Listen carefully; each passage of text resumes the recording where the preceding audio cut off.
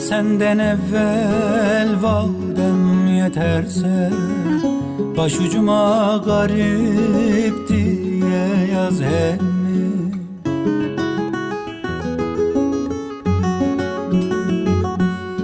Yıllar boyu çekme benim ahımı, mezarımı bir ücraya kaz emmi.